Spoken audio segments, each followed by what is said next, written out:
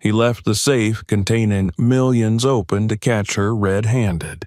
But what the poor housekeeper did changed him forever. Subscribe to the channel and write in the comments where you're watching this video from. Harold Winters had not always been a man of silence. Once, in another life, when shipyards bore his name in brass plaques and men in Washington listened to his voice with real attention, he had spoken with thunder. But that life was long past, buried beneath decades of noise, loss, and betrayal.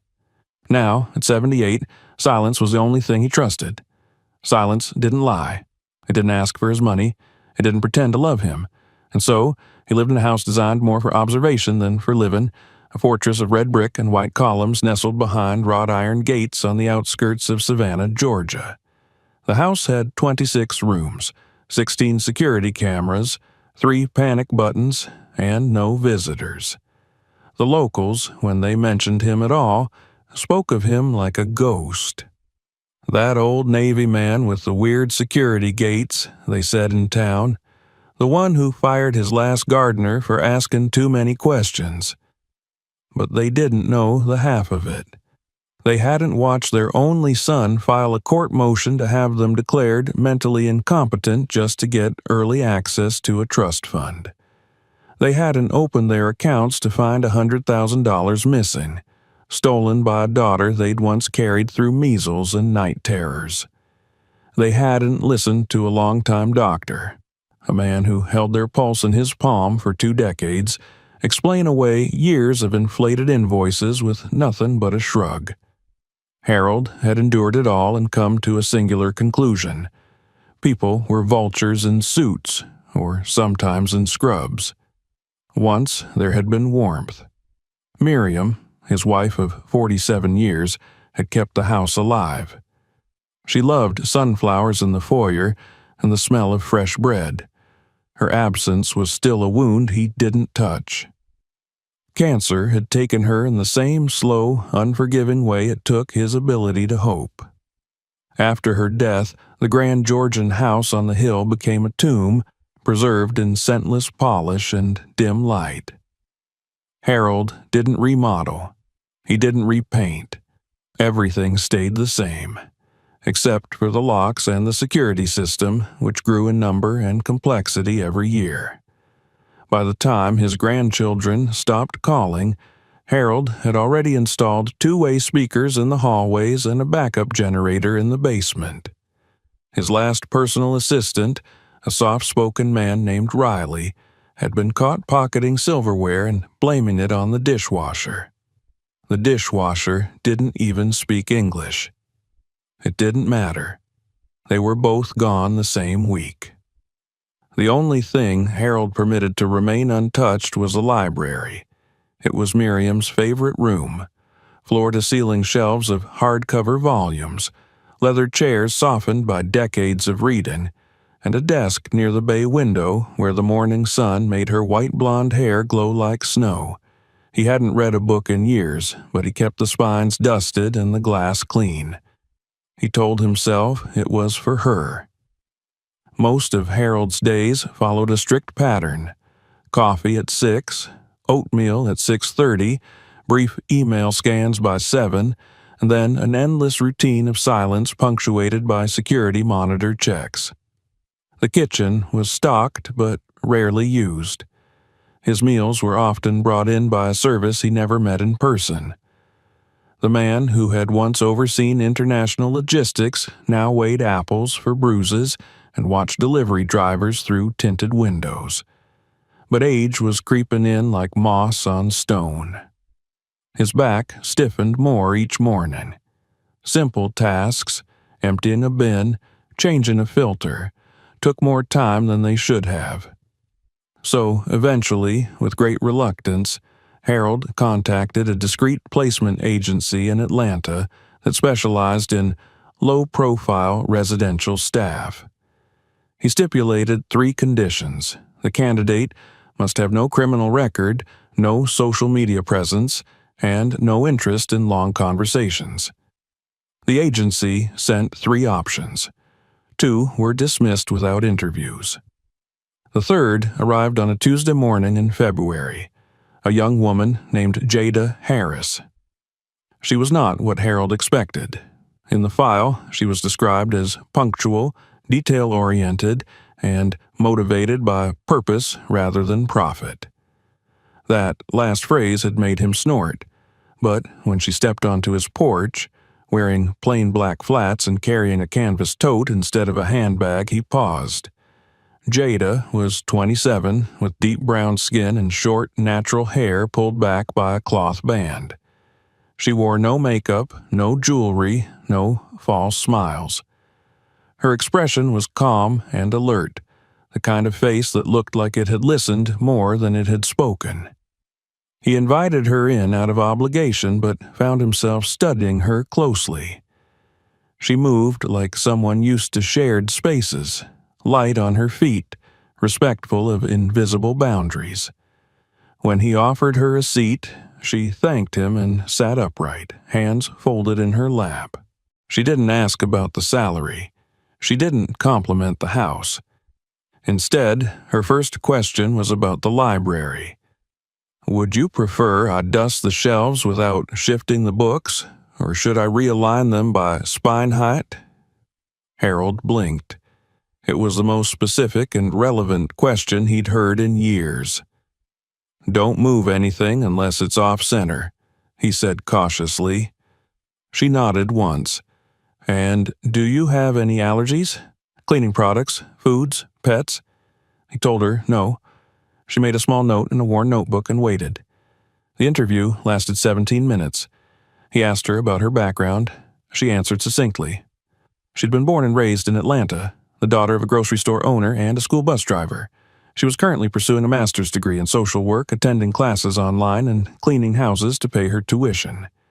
She lived in a shared apartment with 3 other women and sent money home each month. Harold didn't trust her. Not yet. But he found himself curious. She didn't try to flatter him. She didn't overshare. She didn't flinch when he mentioned security cameras. She simply asked when she could begin. He told her Wednesday.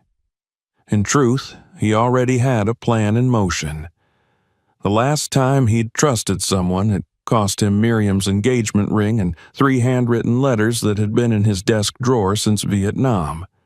That betrayal had come from a woman who'd once called him Uncle Harold and baked apple pie in his kitchen. Now, he needed to know who Jada was, not on paper, but when no one was watching. That evening, after she left, Harold sat at his desk and scribbled in his logbook.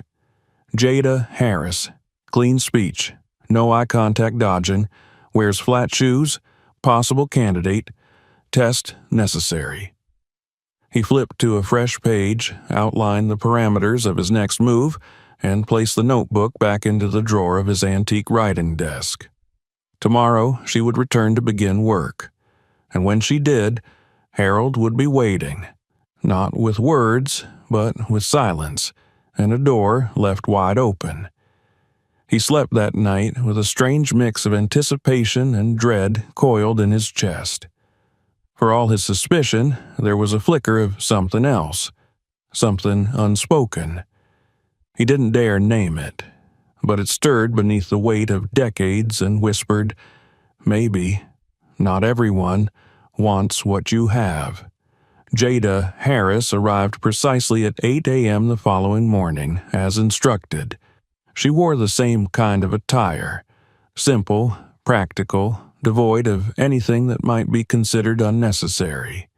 Her shoes, still the same black flats from the day before, made no sound on the polished floor as she stepped inside. Harold Winters greeted her with a short nod and an unreadable look, as if sizing up an opponent in a game where only one of them knew the rules. "Kitchen stocked. You'll find supplies under the sink. Start wherever you see fit," he said, already turning away. "I have an appointment this morning." Jada responded with a soft, "Yes, sir," and removed her coat, folding it neatly over her arm before setting it aside. Harold didn't linger to observe her reaction or movements. He had rehearsed this morning in his mind for hours the night before. Every variable, every moment, every temptation. The trap was already set.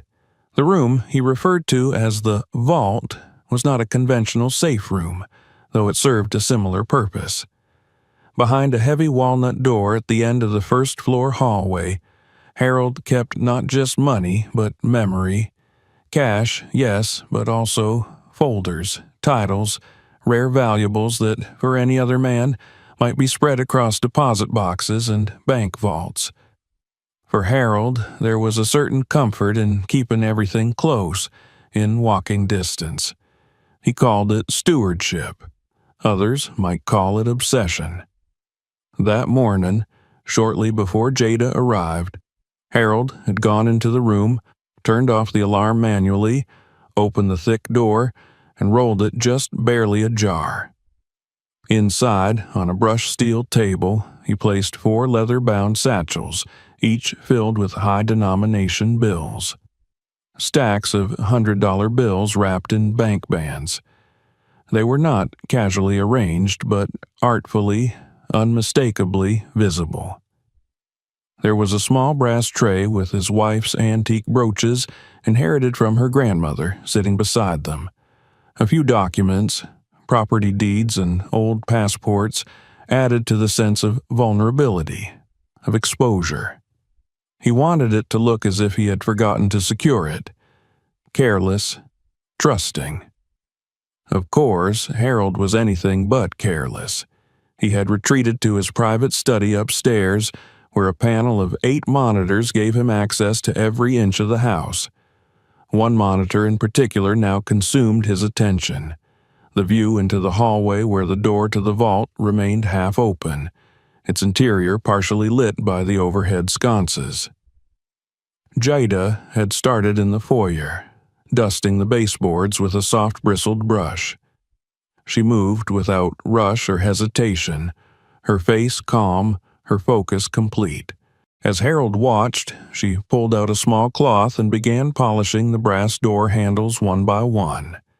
She was thorough, intentional, no earbuds in her ears, no cell phone in her pocket. Her movements spoke of someone who found structure in repetition, pride in small rituals. He had seen others start this way too. Polite, professional, then curious. It was always the same progression. They'd finish one room and then idly meander down the hallway. A glance at the door, a tug at the knob, a peek. Some waited an hour, some less than 10 minutes. Eventually, the bait lured them in.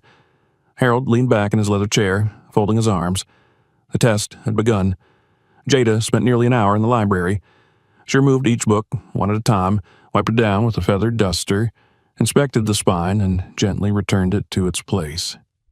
Occasionally, she paused, running a finger across a title as if reading its texture. Miriam would have liked that, Harold thought absently. She always said books weren't just words, but objects with memory. After the library, Jada moved to the hallway. The camera above the entry caught the moment she noticed the door at the end. Her steps slowed, her head tilted slightly. Then she stopped. Harold held his breath. Jada took a step forward, then another, until she reached the doorway. She stood there for a moment, brow furrowed, peering inside. The camera caught her profile, the line of her cheekbone tense with thought. She reached out, but only to knock, gently, on the frame. No answer, of course. She didn't enter. Instead, she stepped back and took out her phone. Harold zoomed in on the screen. She was dialing. A few seconds passed, and then she spoke. "Miss Baker? Hi, it's Jada Harris. I just started this morning at Mr. Winter's residence. I'm sorry to bother you, but I think he may have forgotten to close a room that looks, well, important. There's cash in there, documents, jewelry, I think. Should I leave it as is, or—" Harold couldn't hear the other end of the conversation, but he knew what his secretary would say. He'd given her instructions the day before. Act casual, advise her to leave the room untouched, and assure her that Harold would handle it upon his return. Jada hung up. Then she stood still for several seconds, staring at the door. This was the moment that revealed everything. What would she do, now that she knew no one else would be coming? That the room would remain unsecured for hours. Harold's fingers hovered over the pause button, unable to look away. Jada turned and left, but not for good. She returned moments later with a wooden chair from the breakfast nook. Placing it across from the open door, she sat down, hands folded in her lap, eyes steady, silent sentinel. Harold stared at the monitor. He hadn't written a protocol for this. For the next 20 minutes, Jada sat unmoving. At one point, she pulled out a paperback novel from her tote and began reading quietly, never shifting her position in a way that would expose her back to the hallway. Her eyes darted up at every creak of the old wood, every rattle of wind. An hour passed, then 2. Once, she stood and dusted a side table nearby. Another time, she disappeared into the kitchen and returned minutes later with a sandwich wrapped in wax paper. She ate it, sitting on the same chair opposite the vault. When a delivery truck rang the bell at the gate, she activated the intercom but declined the package. "Mr. Winters isn't available today. Please come back tomorrow," she said politely but firmly. She never moved more than a room away.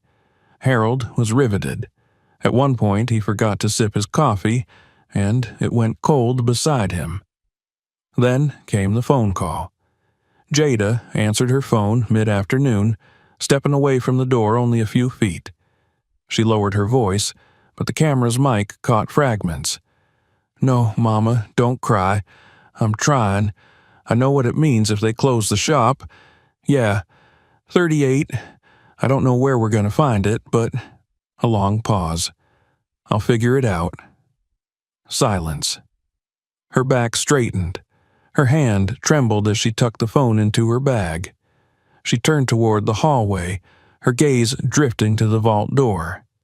Harold sat forward. His heart pounded. This was it. But what happened next undid everything he thought he understood. Jada stood, walked deliberately toward the open door, and entered the room. She looked around once, just long enough to find the security keypad, then typed in a code. Any code, Harold assumed. When the red light blinked, she used the manual lock instead, sliding the steel bolt into place. Then she took the small slip of paper with the correct combination, still resting by the edge of the door, and folded it into a square before slipping it into her back pocket. She walked out, closed the door gently behind her, and returned to her chair. And cried. Harold didn't move for a long time. He watched her shoulders shake, her hands clench the fabric of her pants. She wasn't loud, she didn't pace.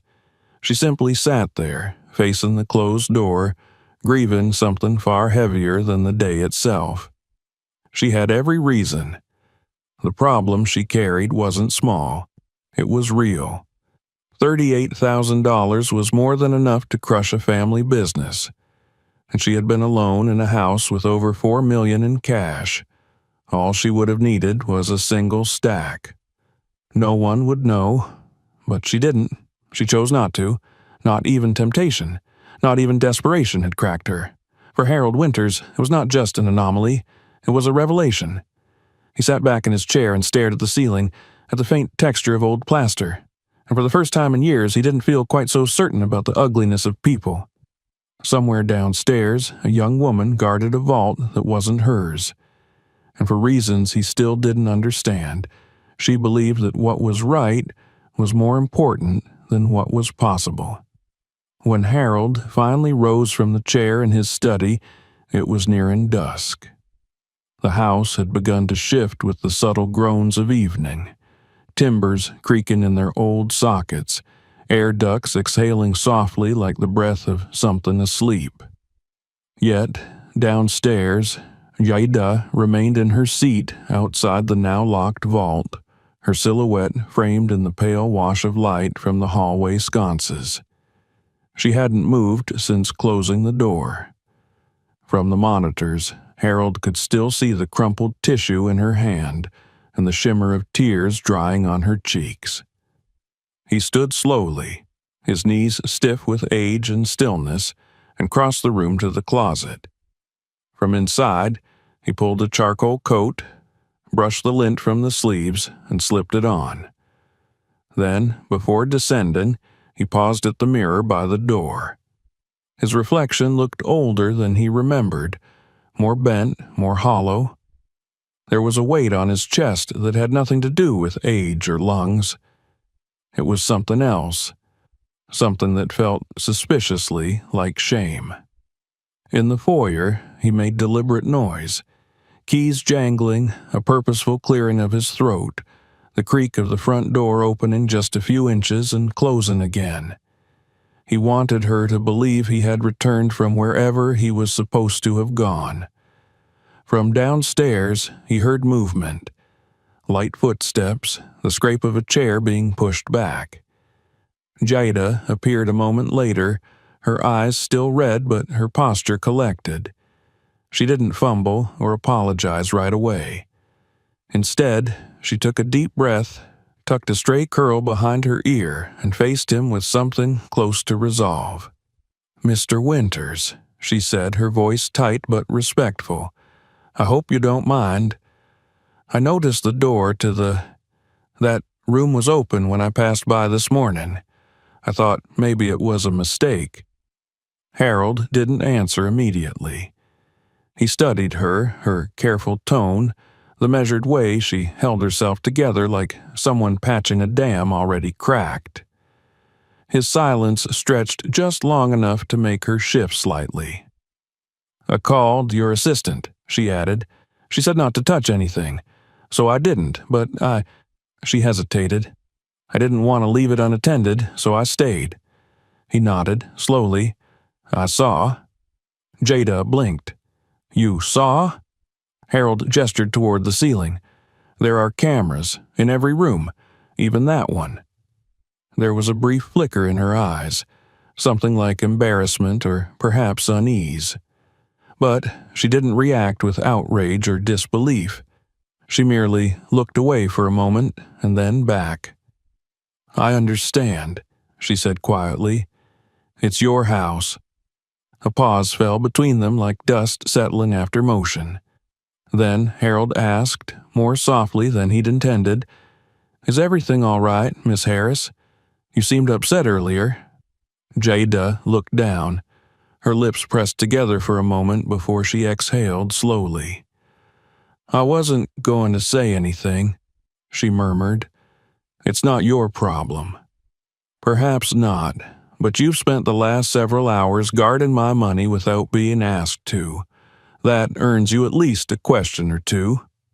That almost drew a smile. Almost. But instead, Jaida looked up, eyes shining again, and said, "It's my mother. And the store. They've been trying to keep it going for years. But a new grocery chain just opened down the street. Everything cheaper, flashier. We lost half our customers in a month. Now the bank's threatening to close us down unless we pay the debt. $38,000. She said it like it was a death sentence, not loudly, not dramatically, just a quiet, flat number that contained within it the slow collapse of her family's world. "I work 2 jobs," she continued. "I send money home every month. I'm in school full-time.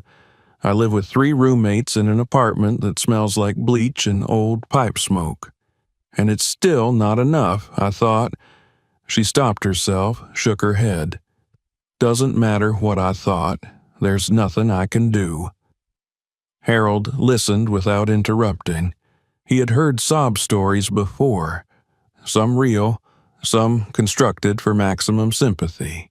but there was nothing rehearsed in her voice. No flourish, no angle. She wasn't asking him for anything. She hadn't even intended to tell him. That, more than the details, gave her words weight. He reached into the inside pocket of his coat and pulled out a small envelope. Crisp, sealed. It had been prepared the day before. "I was going to give this to you at the end of the week," he said, "but now seems appropriate." Jada looked at the envelope in his hand, then slowly extended hers to take it. She opened it carefully. Inside was a thick band of cash, $50,000. Her hands froze. Her face didn't change right away. It was as if her brain refused to compute what her eyes were seeing. "I can't take this," she said finally, almost in a whisper. "You can," Harold said. "You earned it." "I didn't." She shook her head. "I didn't do anything. I didn't clean the bedrooms. I didn't finish the kitchen." "You passed the test." That made her pause. "Test?" Harold nodded. "I left the vault open on purpose. I do it for all my hires. I want to see who they really are when they think no one's watching. Most fail. Some instantly. Some wait a day. But they all go in eventually. They all touch something. Some take a little, thinking it won't be noticed. Others just stare too long, run their fingers over the bills like it belongs to them. But you didn't. You did the opposite." Jada stared at the envelope, then closed it. "That doesn't mean I deserve this. It means you deserve more than you think." Still, she didn't pocket it. She held it like a live bird, afraid that too tight a grip might crush it. "I didn't even think about it," she said after a long pause. "That room, I knew what it was, and I knew I shouldn't go in.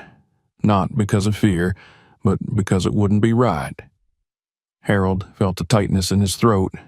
She said it so plainly, so simply. "I had a job to do," Jada went on, "to take care of your home. That meant protecting it, even if you didn't ask. That's not special. That's just being decent. That," Harold said, "is rarer than you think." She didn't respond. She simply looked down again, the envelope still untouched in her hands. "I'm not trying to buy you," he added. "I'm trying to thank you." Jada swallowed hard, her voice catching when she finally said, "You already helped my family once. You didn't even know it." Harold frowned. "I don't follow." She reached into her canvas tote and pulled out a folded clipping from a newspaper. The edges were soft with age, the ink faded. "It's from 3 years ago. An article about anonymous donations made to Grady Memorial Hospital. It said the donor covered surgeries for over a dozen patients. No name, just a gesture." Harold remembered. It had been a quiet gesture, something done without press or photo ops. A nurse had insisted on submitting a press release, and the hospital's PR team had obliged, but he had declined all credit. "My cousin Paco," Jada said, her voice trembling, "was one of those patients. He was 8, born with a heart defect. The operation he needed wasn't covered by our insurance. My uncle couldn't afford it. Then one day, out of nowhere, the hospital said a private donor had paid the full amount. It saved his life. We never knew who did it. Not until I saw your name, months later, mentioned in a hospital donor registry, I connected the dots." She looked up. "I didn't come here to work for money. I asked the agency to find me a job in this neighborhood. I wanted to see who you were, the person who saved my cousin. I just wanted to say thank you in person someday." Harold stood frozen. No one had ever said that to him, not once, not in all his years of giving. It had always been transactions, investments, tax deductions, or cold thanks and letters written by assistants. But this was something entirely different. This was gratitude rooted not in entitlement, but in awe, and something closer to reverence. Jada took a deep breath. "So, you see, Mr. Winters, you've already done more for me than I could ever repay. I can't take this money. It doesn't belong to me. It never did." Harold wanted to argue. He wanted to insist, but something in her eyes stopped him. There was conviction there. Not pride, just principle. And that was harder to resist than any pleading. He nodded slowly. "You remind me," he said, "of someone I used to believe in." She didn't ask who. He was grateful for that. They stood for a moment in silence. Then Jada looked at the envelope again and asked, "Can I at least use some of it for the store? Just enough to hold things together?" Harold exhaled through his nose and said, "We'll figure something out." She smiled for the first time that day. It was small, tired, but real. That night, after she left, Harold remained in the hallway for a long while, standing by the closed door of the vault. He didn't check the cameras. He didn't call his secretary. He simply stared at the door, remembering the quiet way she'd sat in front of it, guarding something that had never been hers. And somewhere inside that thick, weathered shell he called a heart, a sliver of light slipped through. Harold awoke the next morning earlier than usual, though sleep had never truly claimed him. His bed had become a place of thought, not rest, and through the night he had stared at the shadows on the ceiling, listening to the tick of the grandfather clock in the hallway below. Something in him had shifted. He didn't need a mirror to see it. He felt it in his breath, in the way he lingered over his coffee longer than he had in years, and how he didn't immediately turn on the bank of monitors. For the first time in recent memory, he wasn't concerned about what the cameras would reveal. Jada arrived as usual, 15 minutes early, wearing the same quiet expression she always did. There was a tension in her posture, though, as if part of her regretted saying too much the day before. She moved through the kitchen, gathering supplies, and made a note in her small notebook about needing more vinegar for the glass panels. Harold watched from the hallway for a moment before stepping forward. "Come with me," he said simply. Jada looked up, startled. "Sir?" "To the study," he added. "There's something I want to show you." She followed him in silence, her steps careful. The study was a room she hadn't entered before, book-lined like the library but with darker walls and fewer windows. At the far end stood the desk where Harold had written hundreds of letters, signed millions in contracts, and, more recently, compiled the pages of a future he had assumed no one would ever care to inherit.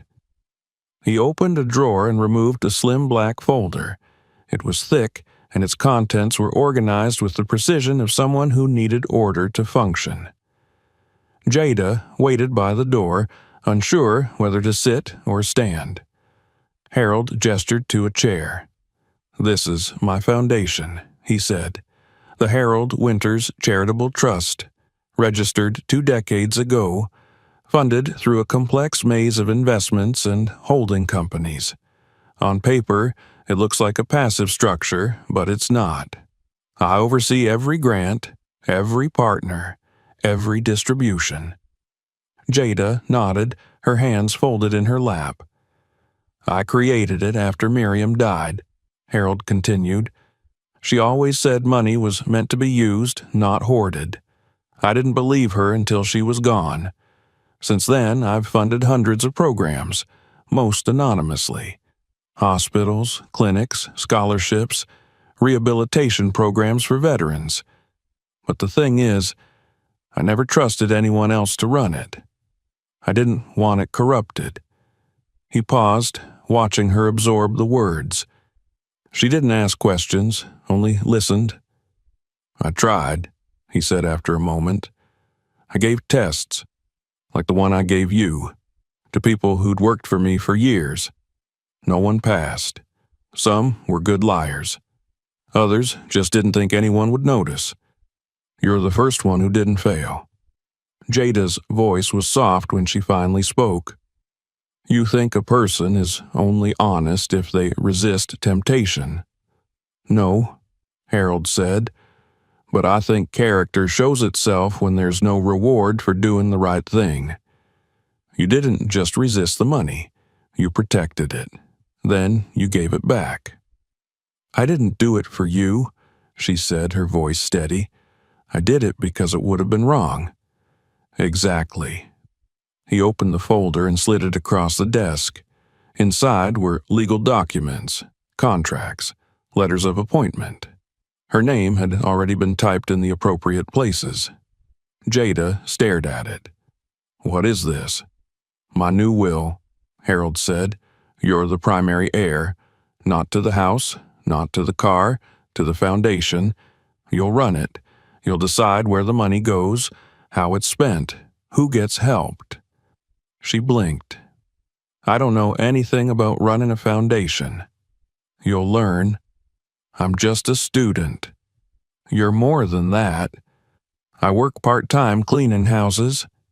Harold leaned forward, which means you know what need looks like. You know what $100 can mean to someone who has nothing. That's more important than anything a business school could teach you. Jada looked down at the folder again. Her fingers brushed the edge of the paper, but she didn't touch it. I don't think I can accept this, she said finally. It's too much. Harold nodded slowly. I thought you'd say that, which is why I want to explain something. He rose and walked to a small safe behind a painting. He opened it with a quiet series of clicks and returned with another envelope, thicker than the last. He placed it on the table between them but didn't open it. 3 years ago, he said, after I read the hospital reports on the children we helped, I started looking into the families. Quietly, discreetly. I wasn't supposed to. It was a breach of the agreement, but I needed to know if the money made a difference. Jada tilted her head slightly, uncertain where he was going. One of the nurses dropped a list. I saw your name. I saw your cousins. I remembered. Her eyes widened. You knew? I knew you were connected. I didn't know it was you when you applied, but when I saw the file, I recognized the last name. So I ran a background check, not just for employment. I hired a private investigator. Jada's mouth opened slightly. You what? For a week, Harold said. Nothing invasive, just observation. I needed to know if what I saw on paper was real.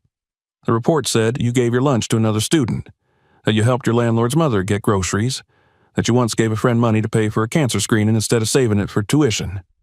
Jada flushed. That wasn't for anyone to know. I know, Harold said quietly, and I'm sorry, but I needed to be sure.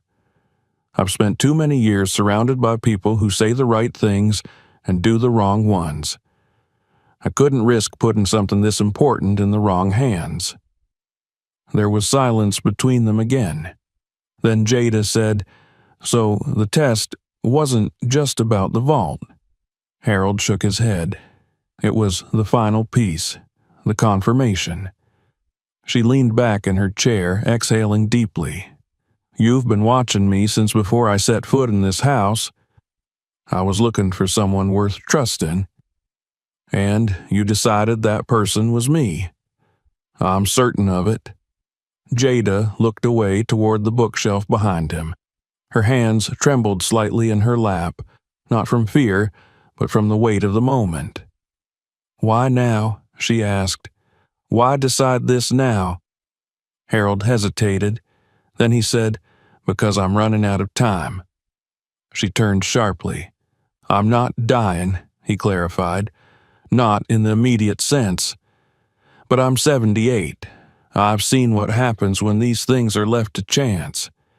I need to put things in place while I still can, while I can teach you. Jada shook her head. But you don't even know if I want this. Do you?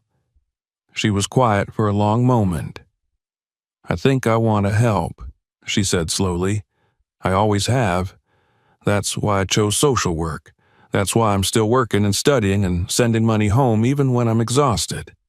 I just never imagined anything like this. This is huge. Harold smiled faintly. Yes, it is. Jada looked back at the folder. Her fingers brushed the cover again. What if I fail? Then you fail, and someone else picks up the pieces. But I don't think you will. She took a breath, then another, then nodded. I'll do it, she said, but not for the money, not for the title. I'll do it because I think there are people who need this, like Paco, like me. Harold extended a hand. Jada hesitated for only a second before taking it. It wasn't the firm handshake of a contract, it was the quiet clasp of trust earned and given. They sat together in silence for a few more minutes. Outside, the early light of day grew brighter, casting long lines across the wood floor. Jada's phone buzzed, a text from her mother. She looked at it, smiled, then tucked it away. I won't tell them where the help came from, she said. They don't need to know, just that it's going to be okay. Harold nodded. You've got a lot to learn, he said. I know. And I'm not always easy. I figured. But if you mean what you say, I'll teach you everything I know. Jada met his eyes. I do. That night, Harold didn't turn on the cameras. He didn't check the locks twice. He didn't write in the logbook. Instead, he made 2 cups of tea, brought one to the study, and left it on the desk next to the folder. Then he sat by the window, watching the horizon, and allowed himself, for the first time in years, to believe that someone would carry the torch, and that perhaps, just perhaps, he wouldn't have to walk the final stretch of his journey alone. 6 months passed like seasons behind drawn curtains, quietly, with barely perceptible shifts that nonetheless changed everything. The Winters house, once a mausoleum of suspicion and polished stillness, began to pulse with a kind of muted rhythm. It wasn't noisy or dramatic. It was small things. A second mug left to dry beside the sink. A new notepad on the desk in Harold's study. The faint scent of roasted coffee where instant grounds used to sit untouched. A single photograph in a silver frame on the library shelf.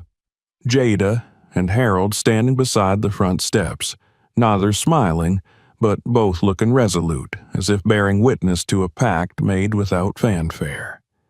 Jada had not moved into the house. She insisted on continuing her life as it had been, sharing an apartment with 2 other graduate students, waking at 5 to study before taking the bus to the Foundation's new office downtown. She refused Harold's offer of a driver. I like the ride, she told him once. It keeps me grounded. He didn't press. The Harold Winters Charitable Trust now operated out of a modest brick building on Oglethorpe Avenue. Nothing flashy. Nothing that would draw attention. Just 3 rooms, an office for Jada, a shared workspace for the interns Harold insisted she hire. Surround yourself with young minds, he'd said, and a small conference room lined with whiteboards and donation reports. The plaque on the door read only Winters Foundation. Beneath it, in smaller script, were words Harold had asked Jada to choose. She had written simply, hope, dignity, repair. The foundation had changed, though its mission had not.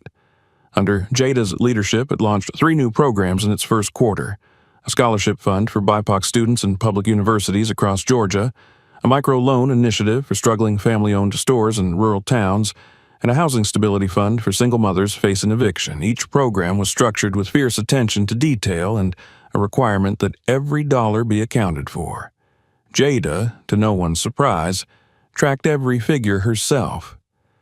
Harold remained involved, though more as a mentor than a manager.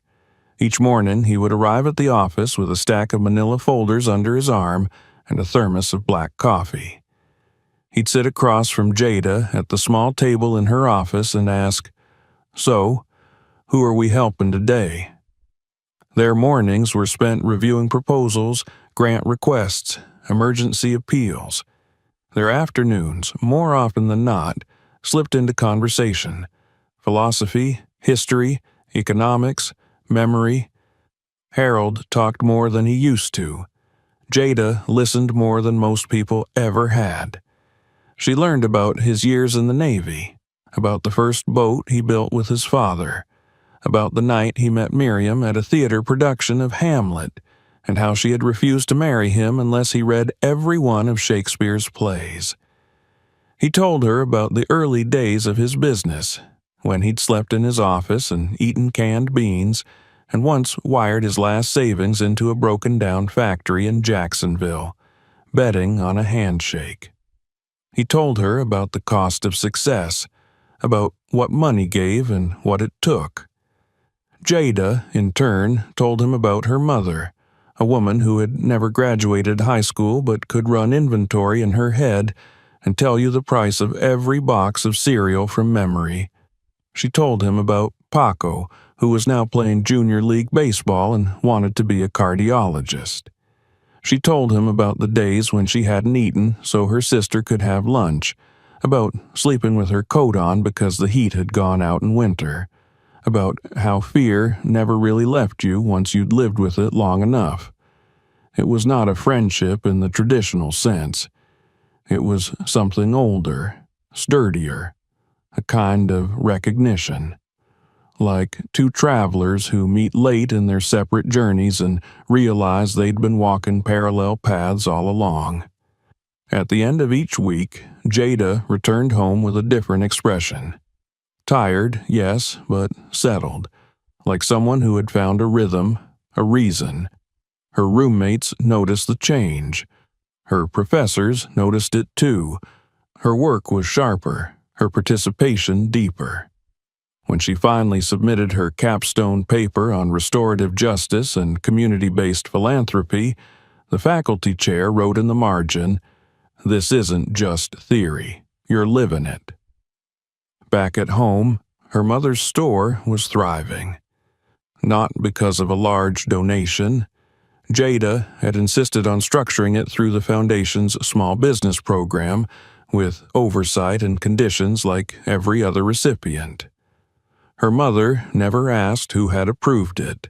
She just cried when the bank called to say the loan had been renegotiated and the foreclosure withdrawn. Jada never told her. Harold had agreed. "Anonymous gifts," he said, "carry more dignity than checks with names on them." Sometimes Harold would watch Jada from the corner of the conference room, surrounded by spreadsheets and maps of communities he had never set foot in, and wonder how he had nearly let all of this possibility, this continuation, slip through his fingers. He had spent years building fences against the world, and in the end, it had taken one young woman with a borrowed coat and a steady gaze to prove that the gates should have been open all along. One afternoon in early spring, they sat together on the porch of the Winters house, looking out at the cypress trees stirring in the wind. The sky was the color of polished glass, and a single hawk circled high overhead. Jada had just finished presenting her latest proposal, a satellite version of the foundation in Birmingham, led by one of the scholarship recipients she had personally mentored. Harold had approved it without hesitation. "You know," he said quietly, "I used to think legacy was about what you leave behind. Buildings, companies, a name carved in stone." Jada didn't speak. She knew enough by now to wait. "But maybe it's about who you trust to carry the story forward, someone who will add to it, not just repeat it." She turned toward him. You think I'm ready for that? You were ready the day you sat outside that vault for 6 hours without touching a thing. Jada smiled. I didn't feel ready. Neither did I when I started, he said. That's how you know it's real. He leaned back in his chair and closed his eyes for a moment. The breeze lifted the collar of his shirt, and a bird called once from the trees. I had a daughter once, he said after a while. She stopped talking to me when I refused to sell the company early. She thought I owed her a comfortable life. I thought I owed her something harder. We never found the middle. Jada listened without judgment. You're not her, he added, but you've given me the thing I thought I'd never have again. What's that? Peace. That evening, Harold stayed in the library after Jada left, flipping through old folders. He paused on a photograph of Miriam, standing beside a box of books in the original Foundation office in Atlanta. She was smiling at the camera, her hair tucked behind one ear, holding a clipboard like it was a compass. I found her, he said aloud, though the room was empty. I found someone who understands.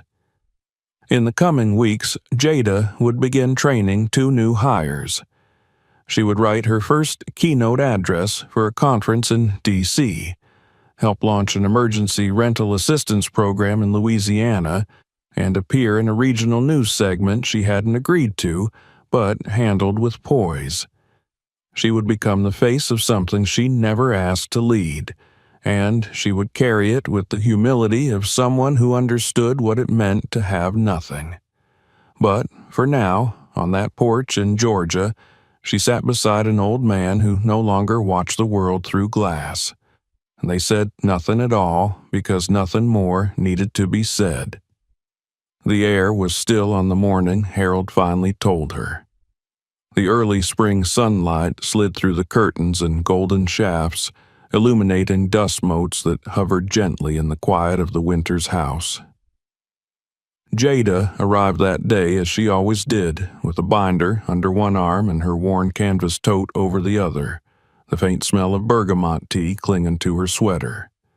She found Harold already awake, sitting at the breakfast table with a pot of coffee that had long since gone cold. He looked different somehow, not weaker, but reflective. He didn't speak when she entered, only gestured for her to sit. She obeyed, instinctively understanding that whatever conversation waited would not be of the usual kind. Her instinct was rarely wrong now. Time at the Foundation had taught her how to read silences, how to sense the weight in people's pauses, how to listen beneath the surface of what was said. Harold poured her coffee without asking. It was cold, but she didn't protest. She waited. I have something to tell you, he said finally, his voice rough around the edges, like an old vinyl worn by repetition. Something I should have said months ago. Jada set her binder aside. I knew about you before you ever rang my doorbell, he said. Long before. She didn't interrupt. I told you the test with the vault was my first glimpse of who you were. That was a lie, or at least a convenient omission. I had already seen enough. I had you followed, investigated.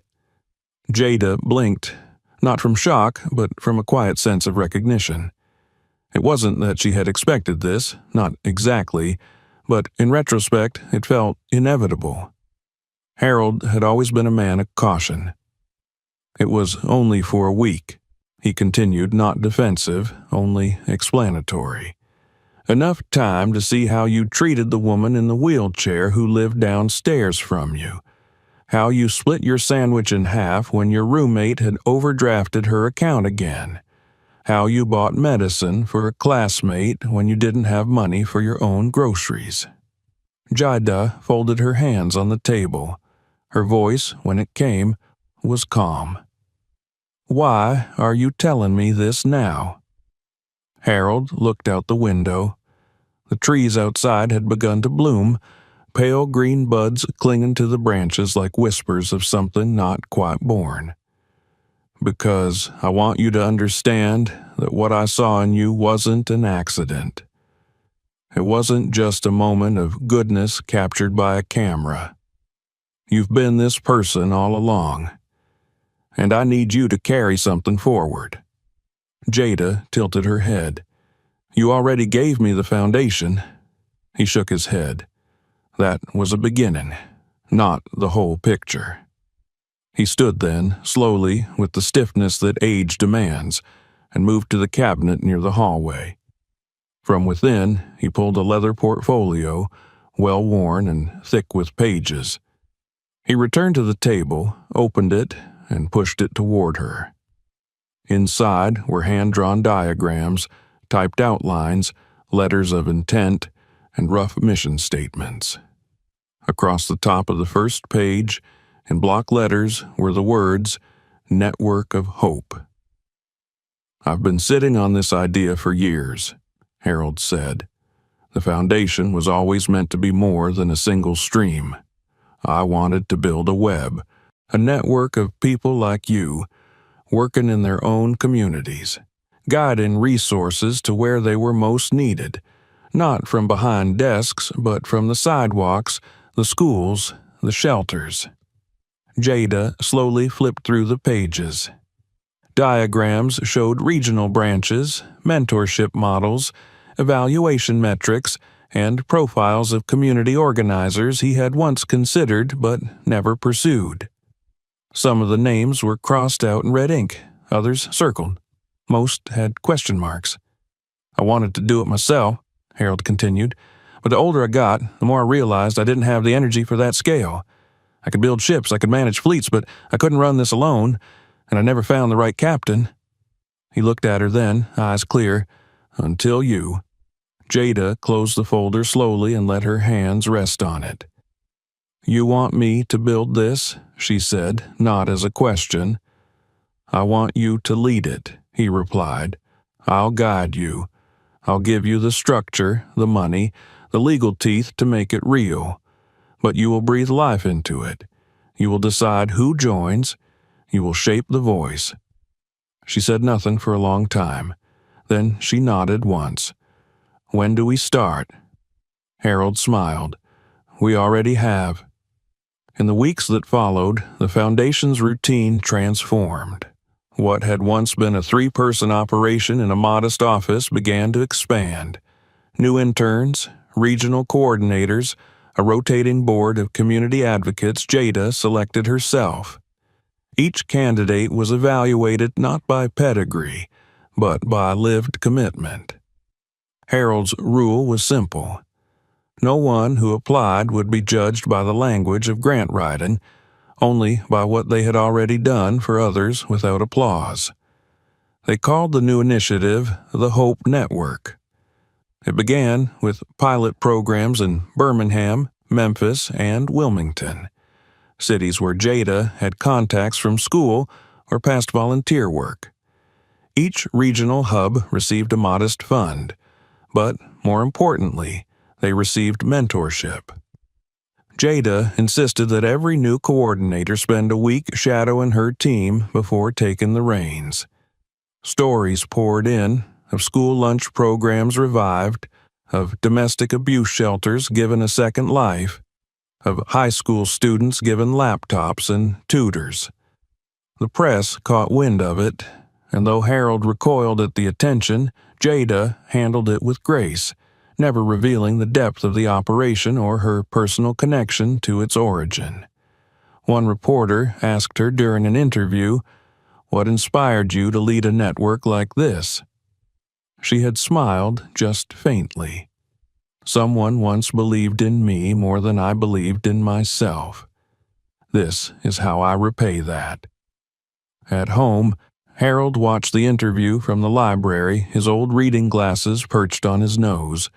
He said nothing, but when Jada returned later that evening, she found a bouquet of sunflowers on her desk, the only kind of flower Miriam had ever kept in the house. By the end of that spring, the Foundation had launched programs in 10 states. Jada had begun giving lectures at universities, not as a professional speaker, but as a practitioner. She insisted on sharing the stage with the people whose lives had been changed, who now worked as field leaders. She refused to call herself the founder of the network, always redirecting credit to community vision and collaborative compassion.